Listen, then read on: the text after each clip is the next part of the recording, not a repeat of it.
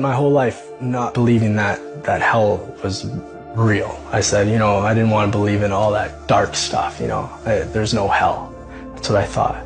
But there is a hell. Jordan Samuel believes there's a hell because he believes he's been there. I could hear cackling, like laughing, like laughs. They were demons. I could hear stuff. Earlier in his life, he never believed hell existed. If I live my life and do the best I can do, like karma-wise, what goes around comes around, I'll just be the best man that I can be. He grew up in Edmonton, British Columbia with a single mom and went to a Catholic school. He was naturally inquisitive and asked a lot of questions about Jesus. How could one man come and just die for me? And, who is this guy? And for that, he was kicked out of class. But my third time getting kicked out of class, I remember saying, you know what? I never want to know this Jesus guy. Whoever he is, he just gets me in trouble and I just get kicked out of class and no one wants to give me answers about him. And this is how people treat me. I don't want to know. His mom married, and for the next 15 years, Jordan says his family life was great. Then, his mom and stepdad divorced. The only way he knew how to deal with the pain was to rebel. So whether that was drinking and driving with buddies and underage driving, stealing cars, getting stereos and having the thrill of,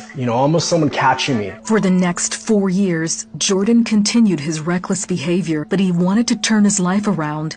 So he stopped selling drugs and started working for an oil rig company. I was making really good money at a really good house. After work one day, Jordan decided to smoke some pot. He didn't know the pipe he used was laced with crack cocaine, something he had never done before. Jordan was sure he was dying. I can feel my heart going boop, boop, boop, boop, boop, boop, boop, boop, boop, slowing down, boop, boop, boop, boop, boop, and then boop, boop, boop, like fluttering. Jordan believes in that moment he went to hell. All these women and all the things you think you want in the world, money, cars, success, all these things that I had, and I was driving, I was just loving it. And then all of a sudden this car broke down. All of a sudden these women turned to huge, huge demons. And it earthquaked. And I look behind me and I can hear screaming, it's all red and black. Turn around, get out of here. It sounded like people burning, people that were just burning, that couldn't find a cure or a fix to anything. It was just the worst. And I remember being afraid, gripping the steering wheel, and all of a sudden it was like, I'm back to my body in the trailer room. As Jordan was taking what he thought was his last breath, he made a declaration of faith to God. Like the last beat, not even knowing why, I just said, I believe. And all of a sudden, I'm gone. That's when Jordan says Jesus pulled him out of hell and took him to heaven. He was all in white. He was in a robe when I saw him. And he looked at me and he wears a crown on his head. And his eyes are fierce like fire, but there is no like color, just bright looking at me. And he just is amazing. You're at his feet. You're at the Lord's feet because he's just perfect. You worship him because he's the Almighty. You worship him because he saved us. Then Jordan believes he was standing before God. The Lord went to the right hand of the Father, and I began to get judged by the Father. And it was the worst, because what happened was he played secrets in my heart that I locked away that I only knew that I ever did. And I thought no one could do, and I could feel what God felt. And I said, Lord, forgive me. Like it was the worst feeling. And he just comes in and he hugs you.